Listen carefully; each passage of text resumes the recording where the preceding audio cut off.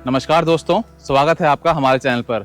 आज मैं आया हूँ भीमाशंकर, जहाँ भगवान शिव स्वयं प्रकृति की गोद में निवास करते हैं।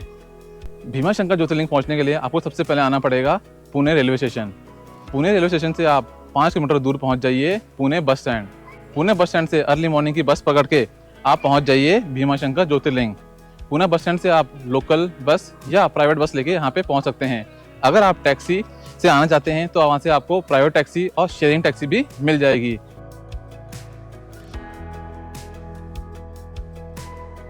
Good morning everyone. सुबह के बज गए हैं 5 और मैं पहुँच चुका हूँ पुणे के रेलवे स्टेशन। तो हमने रात को लगभग 8:30 बजे अपनी जर्नी शुरू की थी छत्रपति संभाजी नगर से और हम पूरे 5 बजे पहुँच गए हैं पुणे। तो आज का प्लान है हमारा सबसे पहले होटल लेने का और उसके बाद जाएंगे हम भीमाशंकर ज्योतिर्लिंग के दर्शन करने के लिए।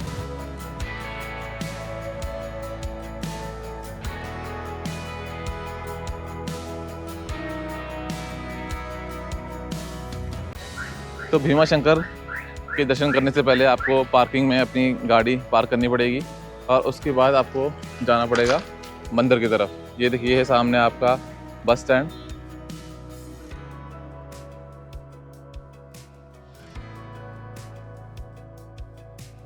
तो यहाँ पे है आपकी भीमाशंकर की पार्किंग और जो यहाँ की लोकल शॉप्स हैं। पुणे के बस स्टैंड से आपको भीमाशंकर के बस स्टैंड तक कम से कम 2 से 3 घंटे का टाइम लगेगा।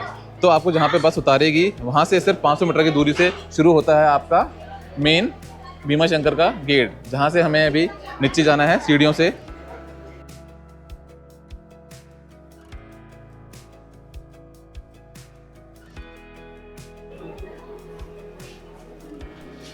तो हम पहुँच गए हैं भीमाशंकर मंदिर के सामने। तो देखिए यही है भीमाशंकर मंदिर।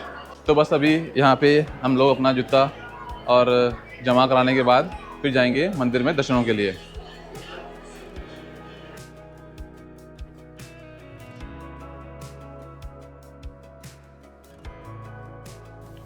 भीमाशंकर मंदिर महाराष्ट्र के पुणे जिले में सह्याद्री पर्वत श्रृंखला की गहराई में स्थित है।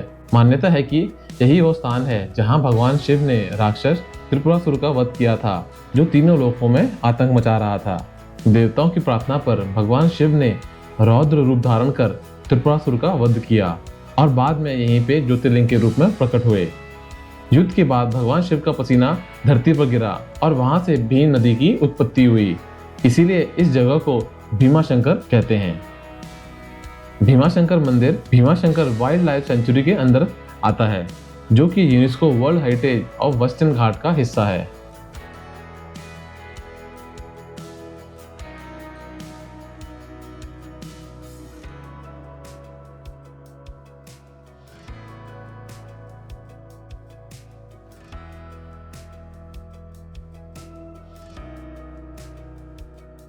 तो मंदिर में दर्शन करके मैं बाहर आ चुका हूँ। अब दर्शन बहुत ही अच्छे हुए हैं, बिल्कुल भी भीड़ नहीं है।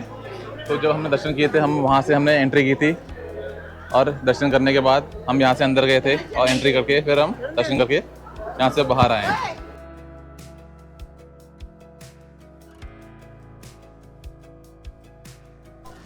तो भीमाशंकर में दर्शन करने के लिए आपको वहाँ से लाइन लगानी पड़ती है।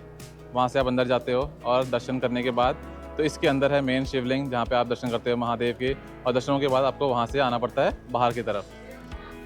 भीमाशंकर मंदिर के साथ में से ही जाता है गुप्त भीमाशंकर का रास्ता। गुप्त भीमाशंकर का रास्ता गहरे जंगलों से होता हुआ जाता है।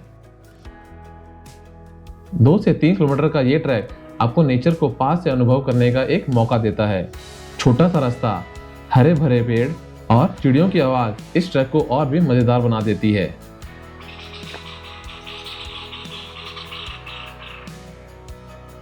दो से 3 किलोमीटर का ये ट्रैक आप आधे से पौने घंटे में पूरा कर लेते हैं।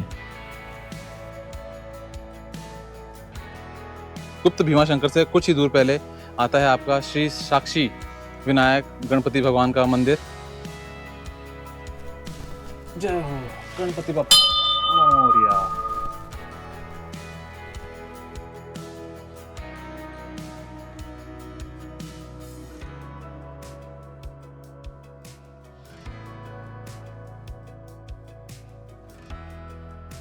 मेन भीमाशंकर से लगभग 2 किलोमीटर का ट्रैक करके आप पहुंच सकते हैं गुप्त भीमाशंकर। आपको सबसे पहले नदी को क्रॉस करना पड़ेगा, फिर राइट साइड से आपको नीचे उतरना पड़ेगा और नीचे उतरने के बाद आपको दिखाई देगा यहाँ पे गुप्त भीमाशंकर।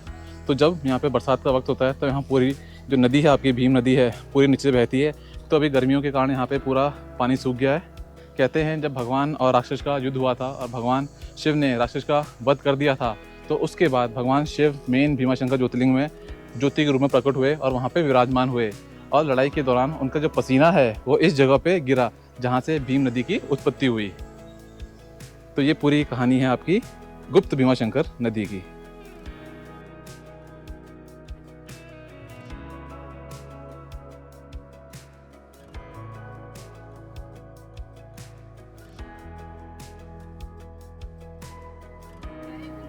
तो ये आ रही है आपकी भीमा नदी और जब यहाँ पानी बहुत ज़्यादा हो जाता है तब इसके सामने ही है आपका छोटा शिवलिंग। तो लोग उस टाइम इस शिवलिंग के दर्शन करते हैं।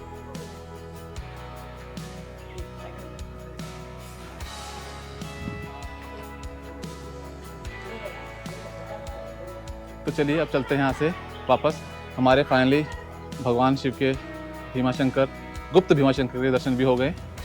तो अब चलते हैं यहाँ से वापस भीमाशंकर ज्योतिर्लिंग की तरफ।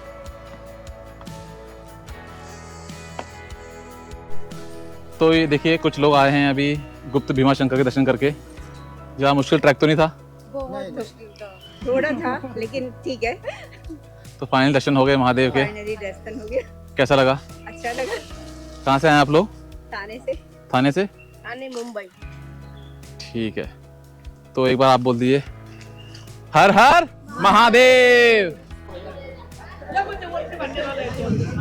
तो गुप्त भीमाशंकर के दर्शन करके अब हम वापस आ चुके हैं अपने मेन भीमाशंकर मंदिर के सामने। तो यहाँ से अब जा रहे हैं हम लोग एग्जिट की तरफ। तो भीमाशंकर में आके आप स्पेशल पेड़े ले सकते हैं प्रसाद में चढ़ाने के लिए या फिर अपने घर के लिए।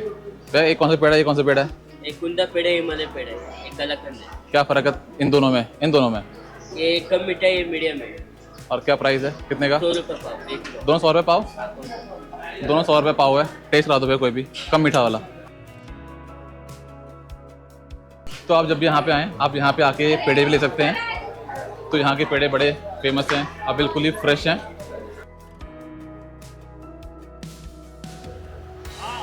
तो हम वापस आ गए हैं मेन रोड पे और इस तरफ है पार्किंग आपकी, और पार्किंग बिल्कुल सामने है आपका होटल नितिन। तो यहाँ पे भी हम जा रहे हैं कुछ खाना खाने के लिए।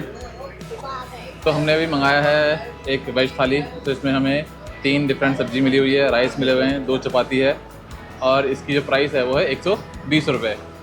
तो यहाँ के लिए ये अच्छा है, बिल्कुल नॉर्मल फूड लग रहा है। तो ये है आपका भीमाशंकर का बस स्टैंड।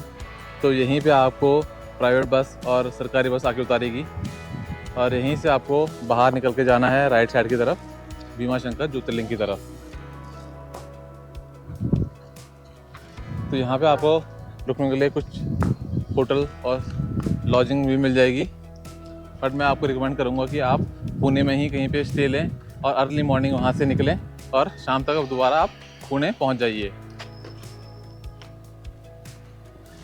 भीमाशंकर और गुप्त भीमाशंकर के दर्शन करने के बाद हमारा आज का ये ट्रिप यहाँ पे अब समाप्त होता है। मुझे उम्मीद है आपको भी मेरे साथ महादेव के दर्शन करके बहुत ही अच्छा लगा होगा। अगर आपको ये वीडियो अच्छी लगी तो वीडियो को लाइक, चैनल को सब्सक्राइब और बेल आइकन को हिट करना मत भूलिएगा।